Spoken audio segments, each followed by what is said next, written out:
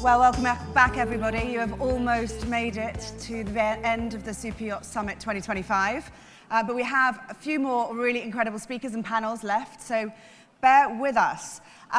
Coming up, we've got a fantastic panel. We're going to be discussing Türkiye's Refit. As we spoke about today, the sector is really exploding in quality, capability, and creativity in recent years. And to explore why, we're going to be joined by three experts. So please come to the stage and join me, Erdem Ağan of the Aganlar Shipyard and Marina, Kerem Başer of KRM Yachts, and Xavier Perrone of Hill Robinson. Come and join me on the stage. Anywhere you like. Well, it would be really good if you sat underneath your name, but yeah, just like that, guys. Great to meet you, and great to see you guys again. Thanks for bearing with us for today. So, Refit, we've been talking about it today, but you guys are real experts in the field, so looking forward to diving down a bit deeper in this. We can't ignore that here there's been a surge in Refit. And so, can we talk with you first, Kerem? What's driving it most? Is it price, not really still? Precision? Price is not a big advantage for now because our costs are... Oh, you didn't feed the mic? You forgot the mic? Oops. Right, well... well, so me and you then, Xavier. So Refit is about preparation, right? Thank you, Kerem. So the point to have a project manager, then you start. Alrighty. Should we try again, chaps? Okay, so, ready? Seems so. Excellent. So yeah, let's go for it. Let's talk about it. So what's driving this refit? I think in Turkish refit industry is rising because of the geopolitical advantage, because we are in the middle of everywhere. And for price advantage, yeah, we are kind of losing it because our costs are getting like 2 times, maybe much more than 2 times in euro basis. It's increasing. So now we are the cost level is actually same with the European standards, but we are improving, and our quality, organization, facilities, and investments are really increasing in a very fast way, especially in the last 5 years. Mm-hmm. So now we are capable because, let's say, in 10 years ago, I think if a 40-meter boat yacht came to Turkey and want to be lifted, only Erdem was there. But now we all here. So because the travel lifts and also the workshops investments and for example, for a furniture, we had like 500 square meter furniture workshops. Now the big shipyards have much more than 2,500 square meters workshops. So everybody is investing, quality is rising, and because of that, Turkish is now going very well. Yeah, trust is growing too, right? Like you said. Tell us a little bit about that. Exactly. Yards are investing, obviously, and that's causing the bringing more clients into the game. There is a little bit of unfortunate positions. For instance, I was hoping 20 years ago we would become more like our clients, like European owners, but they become Turkish now. So until late September, nobody decides even for couple €1 million projects. That's the unfortunate part, but we need more planning. If we can do some more planning priorly during the summer season, I think we can increase our potential times 2 or 3. Because you really are going head to head with the med yards now. We talked about price, we've talked about trust. What makes it possible, and why do you think, can you win over those clients who might go to La Ciotat, to Palma, to Barcelona? Practical. We can practice the sophisticated and complicated situation. We can solve the problems, I believe, quite easier than them. Mm-hmm. And we can provide the manpower easier than them. That's of course, is a big plus according to the European market, our competitors, because owners if we are talking about 65 plus, as Ms. Begum showed, for billionaires, average age is over 65, they don't want to postpone their projects, so they went quick solutions to their problems, and I think we can provide this easily in Turkey. And just for a different perspective, Xavier, you wanted to say something? Well, being based in Antibes and south of France, you know, La Ciotat, Palma, we do dozen refits every year around. I'm not sure that there is a direct competition between, you know, those two locations.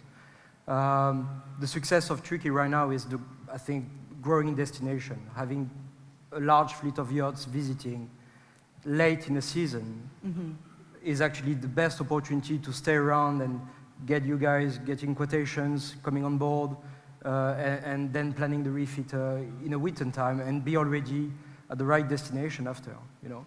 So growing destination definitively, and of course the saturation of the West Med shipyards, whatever new build or refits or even the marinas. Yeah, you can't book a space, can you, in any of those Yeah, yards? and that pushed the boundaries of the yachting basically abroad, which is, I think, good. I mean, you've got European shipyards now that got the luxury to quote or not. Is it interesting for them? So that's a luxury, you know, it's something that we haven't seen before. So refit shipyards are saturated. He explained also why the fleet is also going now North Europe to carry some of the refits. So that's also an opportunity for the yacht builders and for you as well in Turkey. Yeah. And what do you think the biggest contrasts are in approach from the European yards to you guys here in Turkey in terms of, you know, client expectation and decision making?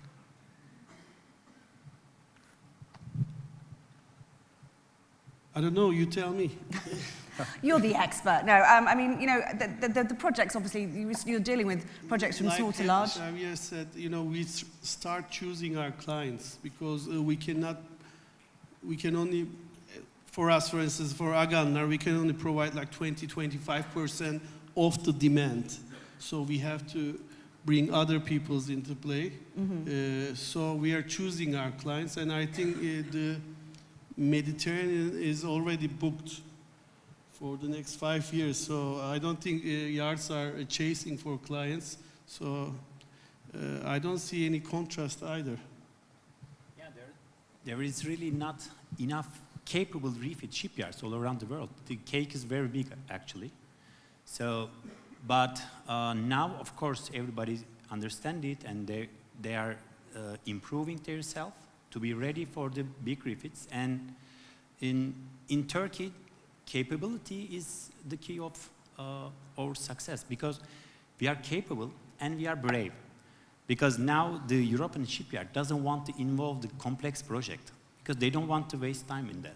But we want to be there. Because we love challenges, actually, and we know we can. So because of that, there's the big rebuilds and the complex projects, and that they don't want to involve, or they are pricing it so high because that they are not there. And so because of that, they are choosing our sites. Because you're a can-do kind of a place rather than a can't-do. Yes, it's an important, like important differentiator. It's a different business model as well. You know, a yacht builder quoting for a refit can probably be summarized in a A4 letter with 5 lines, you know, for a 300 item work list. Doesn't make sense, you know. So the refit is a specific business model, I think, and so having entities that are specialized in those makes sense, at least for us managers. You know, you don't go to La Ciotat to build a yacht, basically. So, you know. Absolutely, and just slightly going off subject a little bit, we talked about earlier about currency. There's been quite a lot of talk about currency and how the change in that is affecting the Turkish advantage. What pressures are you seeing with the currency swings and the rising costs? Because the price advantage, as we mentioned earlier, isn't really there as much as it was before. How's that affecting business, Kerem? Of course, it's affecting a lot, because normally, let's say the half of the clients are just concentrating on the just prices. So they were coming us because we were cheap, and now we need to be we are not cheap anymore, so we need to increase our quality and professionalism a lot, and we need to be much, much better than the European shipyards. Then we can beat them, because otherwise, we were, like 10 years ago, everybody is okay, because we were making money, and we were very reasonable. Yeah. So now we are not. So now our business is getting harder and harder for us, but we are ready to fight, because we are really, it's make us concentrate our job to work in efficiency and a high quality. And how do you balance that kind of need for speed with the craftsmanship that you just mentioned? Sorry? The need for efficiency with the kind of high quality craftsmanship that you've mentioned. How does that balance work? Yes, it's increasing the cost as well. But then now we are much more efficient. Because so we are, for example, it's a 100 man-hour job. Now we are able to do it in 60 man-hour job, because we learned, because otherwise we cannot make business. Absolutely. Now, so we don't have another choice, by the way. And that's about new technologies and machinery, like we mentioned earlier on. Also, I would like to add something to this. Our labor price gone up, but not because the real salary is gone up. It's just the euro or dollar or foreign currency is pressed down at the moment. So when this comes to balance, I think we can go back to our more, profitable days. Yeah, we will be much, much better, yes, because now we trained the other side. Now we are ready. We are now nearly 3 times, according to the foreign currency, we pay nearly 3 times more euros or dollars to our workers than 5 years ago. It's really, if this happens in Europe, 30% change, everybody goes crazy. But we are talking about like 300 times. Yeah, it's huge, isn't it? It's huge, and you've had to keep up with that challenges and keep your businesses running. It's quite something. It's really struggling. Everybody is struggling at the moment, and the country is barely living. It's a very strange time. You remain quite competitive. Again, it's the value for money you're getting.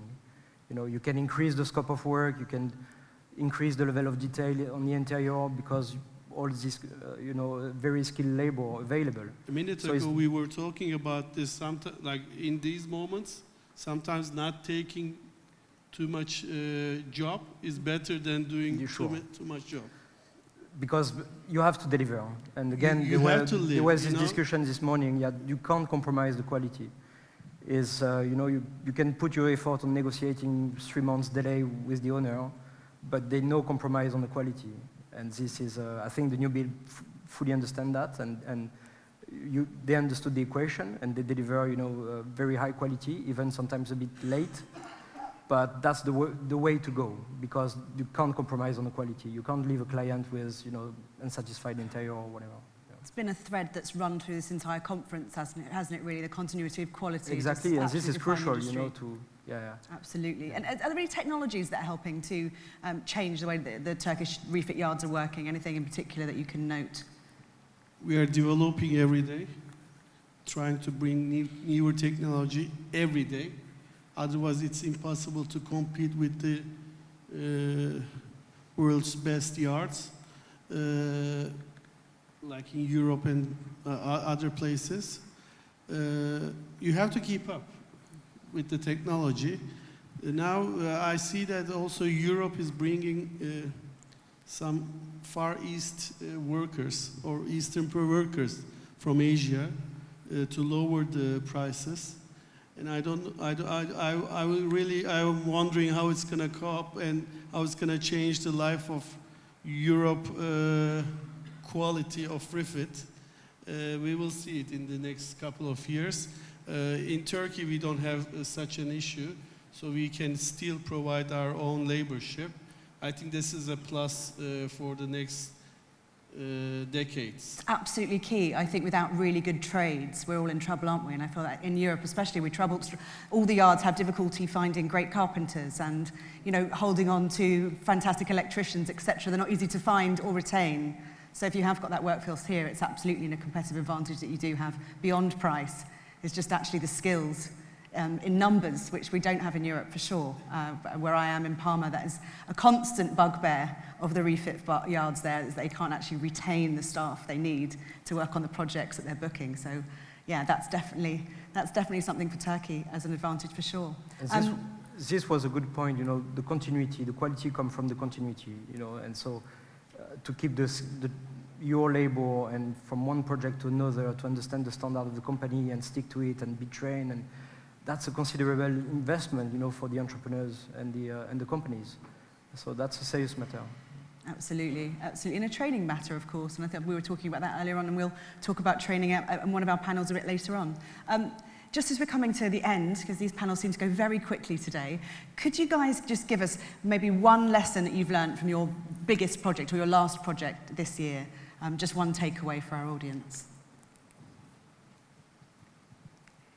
Prefer not to do it rather than doing it. Okay, well, that's a good one. The last project, actually, I had this lesson. We had a rebuild project, and I thought that there won't be any surprise. After 250 refit projects, I was thinking that now I know too many things about refit, and there will not be any surprises. And I made a mistake to mention it to the client. And then surprises came. And so the refit is always full of surprises and unforeseen things. And every project is teaching me other experiences. So I should not be just trust myself that much. Then every year I'm learning something new. That's a fantastic one to think of. And let's just wrap up with you, Xavier. It's actually, we laughed earlier with the preparation, but you know, a step that you cannot miss when you plan a refit is a risk assessment, and try to identify where the project might fail, might struggle. A lack of money, a lack of, you know, the weather, or could be a lack of aluminium because that's the COVID time, and everyone, you know, put their hands on the aluminium before the other. So that's, I think, you know, that's already the right step to control your project, you know. Then the rest is trust, relationship, of course. That's quite a human journey, you know, so that's very important to work with shipyards where you got trust. Because whatever the contract, we didn't discuss the ICOMIA, etc., but that's whatever the contract in the draw, it remains a human relationship, you know. And then you bring all the people together around the table with the surveyors, the crew, and you make it happen, you know. Really important takeaways. Guys, look, we've done it exactly on time. If there's any questions for our refit panel, do say now, because there isn't going to be any more time for that. We're being really strict. Any hands? No? Well, gentlemen, thank you very much. Thank you. Thank you.